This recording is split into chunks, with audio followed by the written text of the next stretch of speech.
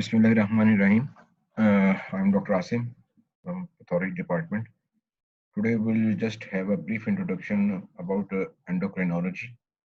In the next coming lectures, we'll be discussing the endocrinology and different functions of the hormones with reference to the diseases in individual topics. In this lecture, we'll just discuss about a brief overview, what are the endocrine glands, and some basic definitions regarding the hormone action and how the endocrine system controls the metabolism and homeostasis of the body. Then, what are the different endocrine glands and their hormones?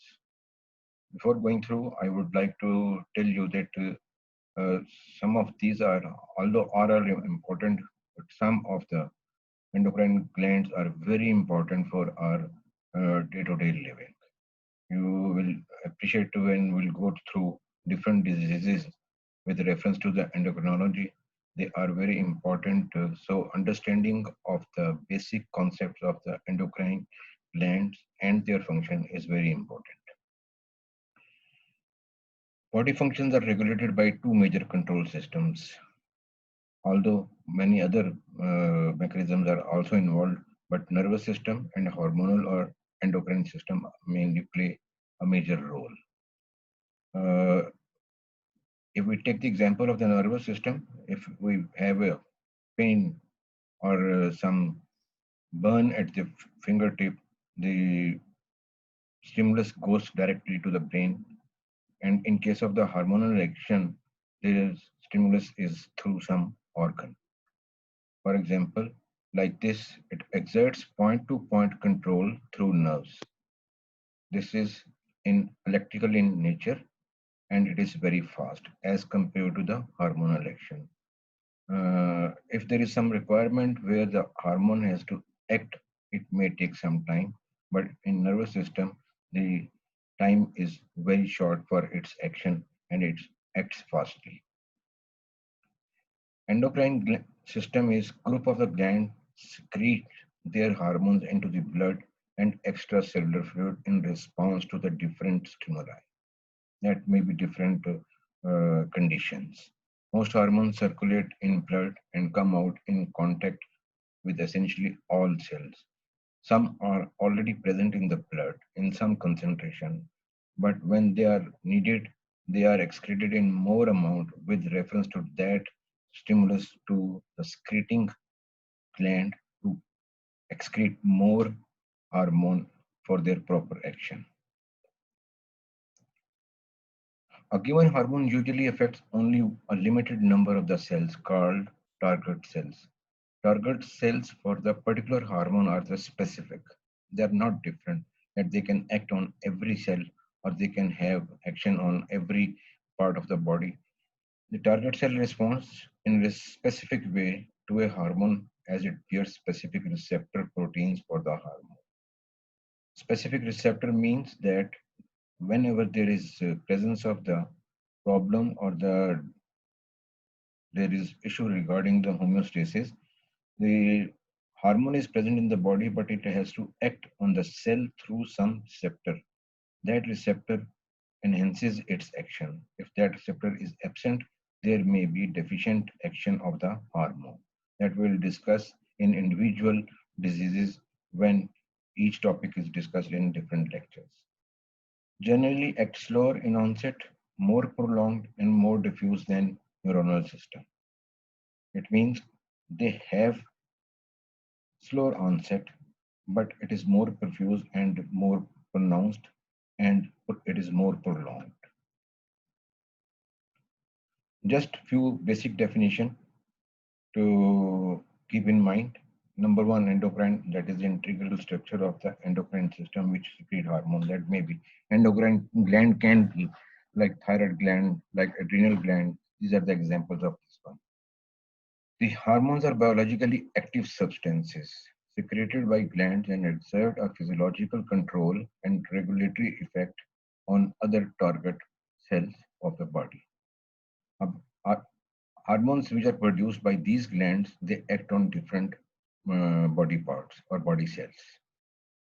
Same as I said in the previous slide, these are the receptors are the cellular proteins, and they are just found on the target cells, and with high affinity they are bound to the specific hormones.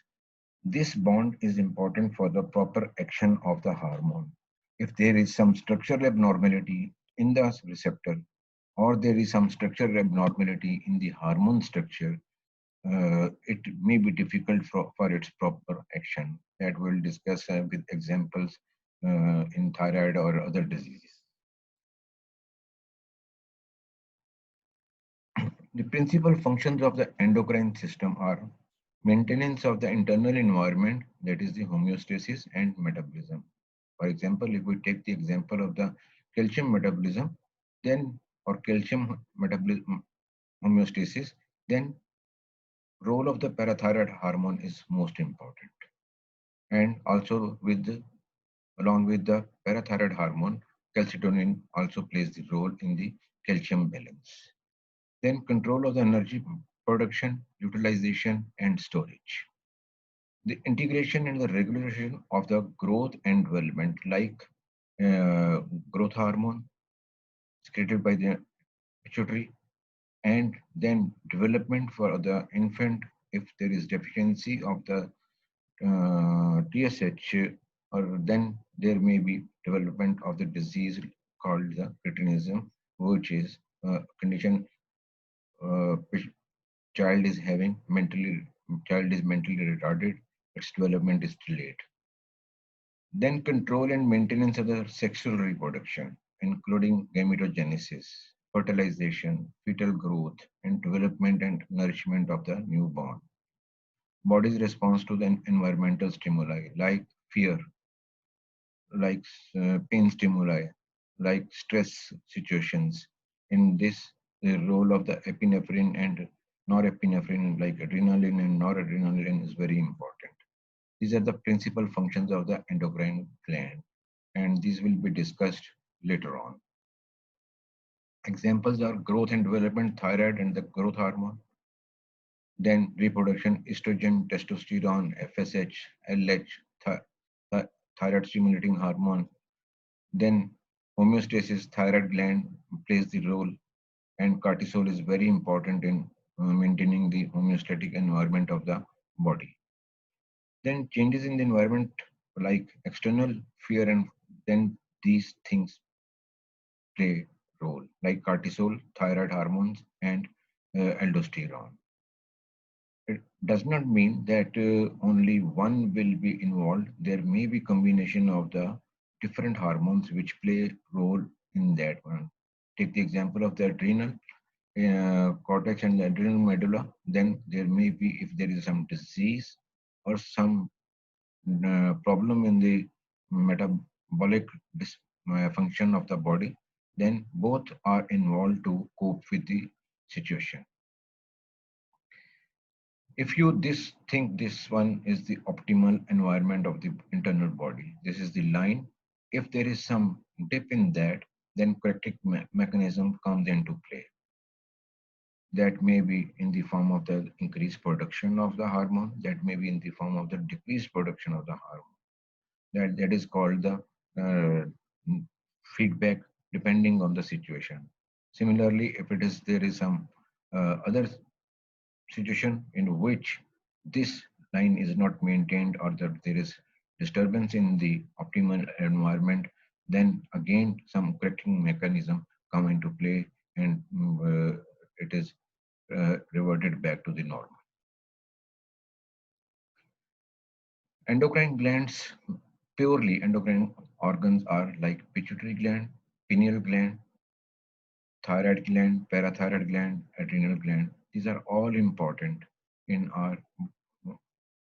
playing their role in homeostasis. Pituitary, it excretes about anterior and the posterior, about 9 or 10 hormones which have different actions on different body organs. Similarly, this is related, pineal gland is related with the melatonin, which is for the circadian rhythm with our sleep pattern. Then thyroid gland, T3, T4, These are important for the hyperthyroidism and hypothyroidism. Then similarly, the parathyroid gland for the calcium metabolism. Then adrenal glands. There may be some deficiencies of the enzymes which may lead to some congenital disorders like congenital adrenal hyperplasia. Then endocrine cells in other organs are also present, like in pancreas, beta cells, alpha cells, then like thymus, gonads, and hypothalamus. These contain some hormones which act on other organs, like hypothalamus acts on the pituitary, which releases its own hormones in response to the hormones secreted by the hypothalamus. What are the different types of the hormones? According to the site of the action, there are three types, like local hormones, secretin, which is related to the secretion of the gastric acid, then cholecystokinin, which is involved in the secretion and the release of the pancreatic enzymes. Then overall catecholamines, growth hormone, and thyroid hormones. These are the general hormones. Then target tissue hormones like ACTH, which produces many other acts on the different organs to produce different individual hormones of the glands. Oxytocin is involved in the contraction of the uterus. According to the chemical classification, chemical nature, they have different nature composition of the hormones. They may be peptides in the proteins like TSH and the insulin. They may be amino acid derivatives like T3 and T4. They may be some steroid hormones like cortisol and testosterone, and then fatty acid derivatives that like prostaglandins, and some other examples will be discussed. This is according to the chemical nature or the composition of the hormone. Now, basically, what are hormone receptors? They are mostly protein in nature. Their structure is made of the proteins. Each target cell has approximately 2,000 to 100,000 receptors for particularly different types of the hormones which act on that particular cell. These receptors bind the hormones with high affinity. Affinity means as the hormone fits in the receptor, its action is more appropriate. If there is some problem in that affinity, then there will be not a proper action of the hormone which is required. Each receptor is highly specific for a single hormone. If one receptor is made for the TSH, then that receptor cannot act for the other hormone. They initiate a cascade of the reaction in cell where each stage of the reaction becomes more powerful and active. It means there is definite requirement of the receptors for the hormones to act to achieve their target actions. For example, in this target cell with hormone A, this hormone A will be attached over here, but it does not have any receptor for the hormone B. So hormone B will not be acting on this particular cell, having no receptor for that. This has both, this target cell has both hormone receptors for the hormone A and B. Similarly, this one only has this receptor which is for the hormone B. What is the mechanism of action of a hormone? The activation of the hormonal receptor is the most important and key role. What it does, then it ultimately leads to the change in the membrane permeability. Whatever the requirement is of the hormone action is, the change in the membrane permeability, activation of an intracellular enzyme, which may lead to further other biochemical changes which are required by the hormones to be accomplished its function, then activation of the genes. So this plays a role in some genetic disorders. Stimuli can be chemical like glucose, in which the insulin is involved, neural like aches, emotions, stress that stimulates release of the epinephrine and norepinephrine from adrenal medulla, hormonal like ACTH, adrenal cortex, release of the cortisol.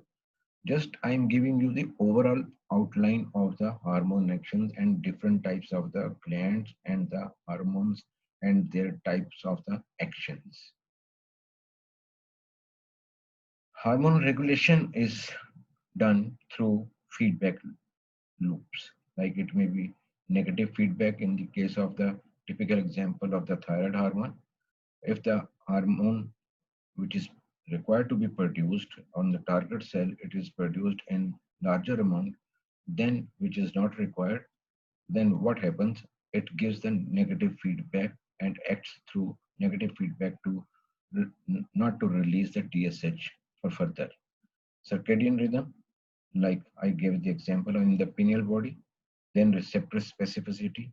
If we see the receptor specificity with reference to particular uh, anti-receptor antibodies in case of the thyroid, it may be the receptor specificity because no other TSH can act on the thyroid follicular cells for its proper action. Then receptor concentration is another important. If receptors are not sufficient, the hormone may not be able to act or perform its function properly or in required amount. Control of the hormone secretion rate, role of the negative feedback, that is endocrine cell, hormone, and target cell.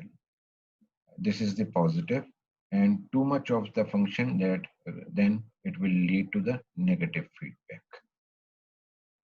This is the typical example of is this one, which is like hypothalamus that releases TRH, thyrotropin releasing hormone, which acts on the pituitary, anterior pituitary gland, which secretes then TSH and which acts on the thyroid follicular cells to release to make more T3, T4. This is the typical example. If it is increased, T3, T4 released into the body follicular blood by follicular cells, then elevated T3 inhibits release of the TRH and TSH at both levels. This is the negative feedback, example of the negative feedback. Now, these are the important endocrine glands which you have to go through and read about the diseases of the thyroid gland like pituitary gland, parathyroid, adrenal, and islets of the Langerhans like in pancreas related to the diabetes, then ovaries and testes, and like infertility. These are the major important thyroid endocrine glands which are to be studied by you, and we will be going through different lectures to read about the different diseases, their presentation, and the role of these glands in the development of those diseases. As I said, it is divided pituitary, anterior, and posterior. These are TSH, ACTH, FSH. These are the hormones which are produced by the adenohypophysis anterior pituitary. And then antidiuretic hormone, which is related for the diuresis, and then oxytocin. These are produced by the neurohypophysis. They have different actions. The thyroid gland, with reference, it is present in the central part of the front of the neck. It produces two hormones, T4, T3, and also calcitonin, which is involved in the calcium and the phosphorus metabolism. We will be mainly concentrating on these two conditions and some other inflammatory conditions of the thyroid, like hyper and the hypothyroidism, like Graves' disease and Hashimoto's disease. They will be discussed in detail in the when we will be having the lecture of thyroid gland. Similarly, the parathyroid in this hyper and hypoparathyroidism, these are the important for the calcium metabolism. If the calcium level is low or calcium level is high, what kind of the response parathyroid gland plays, that will be discussed. Then alpha cell secrete glucagon, beta cell like in secrete insulin to lower the blood sugar. This I am just giving you brief outline. The details will be discussed individually. Now, adrenal gland, which are very important, and it composed of the adrenal cortex and the adrenal medulla. All this you have studied in the physiology. You must be remembering all these. But I am just telling you that these major things out of these major components will be and diseases will be discussed in detail. Adrenal cortex, outer layer of the endocrine tissue, which secrete steroidal hormones like glucocorticoids, mineralocorticoids, then adrenal medulla, which is related to the secretion of the epinephrine, norepinephrine, then gonads, androgens, which are involved primarily the testosterone for maintaining the secondary sex characteristics. It also promotes the sperm formation. Similarly, all ovaries are involved in different functions. When progesterone and estrogens, they are also involved by the secreted by the corpus luteum. What are the other organs with endocrine activity? Placenta that releases beta HCG throughout gestation for the maintenance of the pregnancy. Then digestive gastrin and secretin for production of the gastric acid. Then heart, it is ANP. It is released by the atria for maintaining the blood pressure.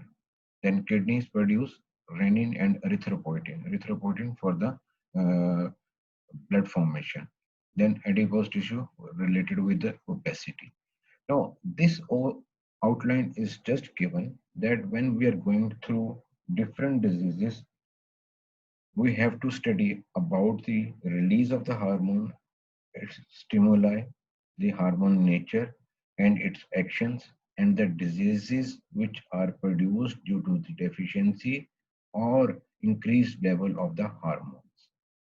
When we will be completing one topic, like if we complete thyroid, then in the 2 or 3 or 4 lectures, then at the end of that, MCQ and the SCQ will be discussed with case scenarios in each uh, gland, like thyroid, like parathyroid, like adrenal gland, like diabetes.